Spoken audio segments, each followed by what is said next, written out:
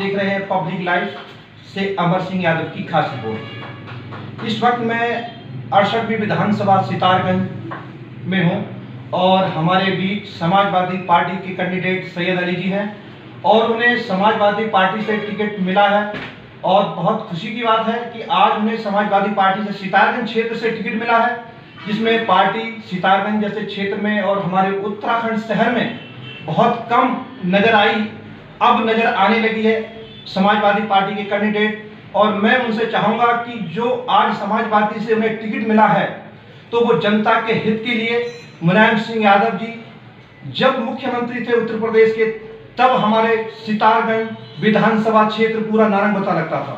उस वक्त उन्होंने सरदारों के गुरुद्वारे में आके बहुत कुछ किसानों के लिए दिया था तोहफा, और उस समय से अब हमारे बीच जो सैयद अली जी समाजवादी पार्टी के कैंडिडेट हैं उनसे मैं बात करना चाह रहा हूं और उनसे पूछना चाह रहा हूं कि जो आपको टिकट मिला है तो आप जनता के लिए और जनता के जो सपोर्ट है और हमारे मतदाता हैं उनके लिए आप कैसे सपोर्ट करेंगे अपने पक्ष में? धन्यवाद। मजबूरी और सब तक हो सकता है मैसेज पहुंचा भी ना पाया, और मुझे यकीन है कि वो लोग भी इस बात को समझेंगे कि कोई प्रोटोकॉल के तहत ऐसा सिस्टम बना दिया है कि कुछ लोग पहुंच पा रहे हैं, कुछ नहीं पहुंच पा रहे, सबकी अपनी अपनी समस्या है। आपने मुझसे पूछा कि मुलायम सिंह यादव जी ने, माननीय आदरणीय हमारे नेता जी, और वो एक ऐसा शख्स है, शख्सियत के मालिक हैं कि जन आंदोलन के द्वारा जो उन्होंने सम्मान पाया तो विपक्षी दलों के प्रधानमंत्री भी उनको नेताजी ही कह के संबोधित करते हैं। और हिंदुस्तान की राजनीति में दो ही लोगों को ये लक़ब मिला था, एक नेताजी सुभाष चंद्र बोस और दूसरे हमारे आदरणीय नेताजी मुलायम सिंह यादव जी। और समाजवादी पार्टी का जो पैटर्न रहा है, किसान, मजदूर, व्यापारी, कमजोर, तो चलो सत्ता की ओर, जब तक ये तबका सत्ता की तरफ को नहीं बढ़ेगा तब तक ये बाहुबली धनबली लोग अपने अपने फायदे की योजनाएं बनाते रहेंगे और आम जनता का इस चारों वर्ग का दोहन करते रहेंगे। और उसका एक सबूत भी देखा लोगों ने 2016 में, क्योंकि विधानसभा के चुनाव में जीएसटी के नाम पे लोगों को परेशान कराया गया, व्यापारी परेशान थे, नोटबंदी के नाम पे सब कोई पूरे 125 करोड़ लोग एक लाइन में लग गए थे, कोई अमीर नहीं कोई गरीब नहीं। बाद में पता चला कि वो पैसा कहाँ गया किसी को आज तक पता ही नहीं चला है और लगना भी नहीं है। फिर एक अभी आंदोलन चला था एनआरसी सीए का, वो मुद्दा मैं इसका बंद कर दूंगा क्योंकि केंद्र सरकार ने उससे भी कदम वापस ले लिया। चौथा, जबकि हिंदुस्तान की राजनीति की दिशा और दशा हिंदुस्तान का 68% किसान तय करता है, और जो भी राजनीतिक पार्टी अगर किसानों के साथ किसानों के हित में नहीं खड़ी है तो उसका सर्वनाश होना निश्चित है। एक कहावत है, दोहा भी है कि विनाश काले विपरीत बुद्धि। कुछ लोग ऐसे होते हैं कि कहते हैं कि कुल्हाड़ी पे पैर मारना, इन्होंने तो पाँव ही ले आके कुल्हाड़ी पे मार दिया, कहते अपने आप कुल्हाड़ी पे पैर मारना, इन्होंने तो पाँव ही कुल्हाड़ी पे रख दिया। और इस गूंज का, अभी तो विधानसभा चुनाव है, 5 राज्यों में चुनाव है, इसका जो सही धमक और सही गूंज जो सुनाई देगी वो 2024 के चुनावों में लोकसभा में खुलेगी, और उस टाइम वो बहुत खतरनाक गूंज साबित होने वाला है।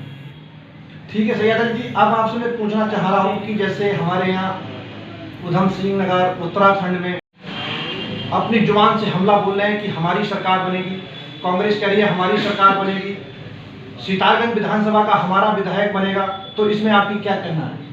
आपके चैनल के माध्यम से मैं बता दूं जनता को कि 2014 के लोकसभा चुनाव और 2019 के लोकसभा चुनाव जो हुए थे, तो जनता की ये बात समझ में आ गई है भाई साहब कि अगर आपके हाथ में किसी ने आपको 2 लाठी दे दी तो वो दोनों ही लाठी से वार करेगा। एक लाठी अपने हाथ में रखे, एक सामने वाले के हाथ में रखे, ताकि अगर सामने वाला प्रहार करे तो आप उस लाठी से प्रहार भले ही ना करो लेकिन अपना बचाव कर सको। कभी भी अपनी नहीं बननी चाहिए देश की राजनीति में, नहीं तो होगा क्या कि जो विरोध करेगा वो देशद्रोही कहलाएगा, बुद्धिजीवी वर्ग विरोध करेगा वो वामपंथी कहलाएगा, अगर दोनों मिलकर करेंगे तो वो कहेंगे अर्बन नक्सल आतंकवाद। ये एक पैटर्न चल रहा है। किसानों को अभी क्या कहा गया था, वहां पे खालिस्तानी लोग नहीं थे, कहीं अमेरिका से आए हुए लोग नहीं बैठे थे, इसी देश के जवान, सपूत और बुजुर्ग लोग जिनकी उम्रें बाप दादाओं की होंगी, वो जाड़े में, ठंड में, बरसात में सारे उन्होंने दौड़ देके, हम भी वहां कई बार गए, अवतार सिंह भाजपा जी ने हमारे गाजीपुर बॉर्डर जो लगा था, ये आपके चैनल के माध्यम से बता दूं, तेजेंद्र भाई किसान नेता शेर तराई जिनको दर्जा दिया गया है, समाजवादी है और हमारे जिला अध्यक्ष भी रहे तेजेंद्र सिंह जी। और उनको अभी परसों उन्होंने एक महोत्सव करा था, अन्न महोत्सव के नाम से। 17 तारीख को ये घोषणा हुई है लखनऊ में जाके, माननीय तेजेंद्र सिंह वहां पहुंचे थे और अखिलेश जी ने अन्न वो कसम उठाई गई है अन्न की कि किसान के साथ अत्याचार नहीं होने देंगे, क्योंकि देश की रीढ़ है। किसान का बेटा पढ़ रहा है तो वो IAS बनेगा, PCS बनेगा, डॉक्टर बनेगा, इंजीनियर बनेगा, कुछ नहीं बनेगा तो किसी भी हुनरमंद लाइन का कारीगर बनेगा। अगर किसान ही खत्म हो जाएगा तो क्या बनेगा? ठीक है सैयद अली जी, एक बात मैं और पूछना चाह रहा हूँ आपसे। मुलायम सिंह यादव को धरतीपुत्र किसानों को नेता कहा जाता है। अगर आप विधानसभा सितारगंज से जीत के आते हैं तो आप जी ने अपना मैनिफेस्टो बनाया है। और उत्तराखंड का जो सवाल है, उत्तराखंड में योजनाएं बनाने के लिए विधायक का विधानसभा में पहुंचना जरूरी होता है, पहला शर्त है।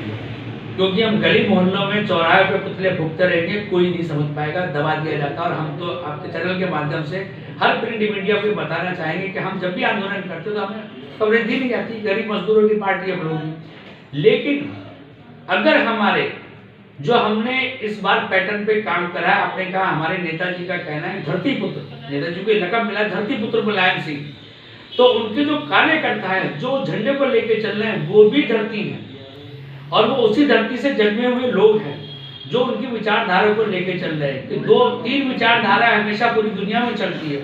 मार्क्सवादी विचारधारा खत्म हो, हिटलरवादी विचारधारा खत्म हो गई, गांधी विचारधारा का पूरे भारत में इस टाइम दुरुपयोग हो रहा है। और अब जो आने वाली है वो समाजवादी ही विचारधारा, एक समाजवादी विचारधारा का परिवर्तन युग आने वाला है। क्योंकि तीनों विचारधाराओं के लोग जी चुके हैं, वो 80 साल की 90 साल की उम्र तक पहुंच चुके हैं। युवा आज अपने दोस्त, मेरा बच्चा है यूनिवर्सिटी में पढ़ रहा है, हमजा अली उसका नाम है, मान लीजिए आप, उसका एक दोस्त है अमित कुमार, दोनों दोस्त हैं, बचपन से लेकर 12th तक वो साथ पढ़े। उनके दिलों में नफरत कौन सी विचारधारा हो रही है? उस विचारधारा को खत्म होना ही है, अंत होना ही है। और देश में एक दिन आएगा ऐसा, समाजवादी विचारधारा की जनता, जो युवा वर्ग है, वो इसको अपनाएगा और मेरा देश, मेरा वतन। मैं आपसे थोड़े युवाओं के बारे में पूछना चाह रहा हूँ, जो हमारे उत्तराखंड से युवा पलायन कर रहे हैं, बाहर के लिए जा रहा है, और जिसमें हमारे क्षेत्र में शेड्यूल एरिया है, हजारों फैक्ट्री लगी हुई है, तो ऐसा क्यों? जिस सरकार ने कहा था कि 70% रोजगार यहाँ के युवाओं को दिया जाएगा, तो उनके साथ धोखा क्यों हो रहा है? विकास पुरुष तिवारी, माननीय नरेंद्र तिवारी, उन्होंने शेड्यूल की स्थापना इसलिए के पहाड़ों का पलायन इसीलिए उन्होंने करी। और उस टाइम के लिखत में आदेश पारित हुआ था कि 65% रोजगार स्थानीय, उनकी औलाद युवा हो चुकी है 20 साल में, क्योंकि उस टाइम वो युवा थे, आज ये युवा है, उनकी औलाद ही युवा है। तो ये उन युवाओं को सोचना है कि हम सत्ता पक्ष से विपक्ष पक्ष से, क्योंकि 5 साल एक सत्ता में रहते हैं, 5 साल एक सत्ता में रहते हैं, उनसे पूछे कि आपने हमारे पापा के लिए नहीं कुछ करा था, हमारे लिए क्या कर रहे हो? क्योंकि सरकार ये नहीं करेंगे, एक को विरोध करना, दूसरे को समझाना है, सरकार ये नहीं करेंगे। और हमारी जो संकल्प पत्र हम लोगों ने उत्तराखंड के लिए बनाया है, और मैं आपको देना भी चाहूँगा प्रेस के बाद में, उसको पढ़िए। एक मिनू शेड्यूल हर जिले में, ये हमारी योजना है। चाय बागान हमारी योजनाएं हैं। जल, जंगल और जमीन का संरक्षण कैसे होगा, ये हमारी योजना में है। ग्रीन बोनस राज्य सरकार केंद्र सरकार से कैसे लेगी, वो हमारी योजनाओं में है, ये हमारी योजना है। परेशान एक और बहुत बड़ी समस्या है, 3 दिन बारिश हो जाए वैसा, या 3 घंटे हो जाए तो अमरिया चौराहा से लेके नुकलिया चौराहा, नुकलिया चौराहे से लेके महाराणा प्रताप चौराहा, और महाराणा प्रताप चौक से अमरिया चौराहा वापसी चले जाइए। चारों तरफ ऐसी स्थिति होती है जैसे कटोरे में पानी भर दिया हो, नाली नाली उबाल। पैटर्न क्या होना चाहिए उसके लिए मैं थोड़ा सा इशारा कर दे रहा हूँ। हमने कभी आजकल सीवर सिस्टम पे काम ही नहीं करा, नाली बना रहे हैं, नाली बना रहे हैं हम, नाली घर के ऊंची और कर दी हमने, घर डाउन कर दिया, नाली ऊंची कर दी। उस पानी का निकास आगे कहाँ है? हमारे शहर के मेन नाले कहाँ हैं? अंडरग्राउंड सीवर सिस्टम, पेयजल कनेक्शन घर घर होने चाहिए। अभी योजना चलाई है मोदी जी ने उत्तराखंड में लगी, हर घर जल जल, हर घर नल, ये योजना स्लोगन लिखे है दीवारों पे, मैं भी पढ़ता हूँ और मैंने पढ़े भी है। जिस राज्य के अंदर जल दोहन के नाम पे टैक्स वसूलने की सरकार तैयारी कर रही है, वो सरकार नारा लगा रही है। ये युवाओं को सोचना पड़ेगा कि अब नारे के झुंझुनों में ही हमें जीना है या कुछ परिवर्तन मिलाना है। ठीक है सीताराम जी, धन्यवाद। मैं अमर सिंह यादव, आप देख रहे हैं पब्लिक लाइव के लिए अमर सिंह यादव की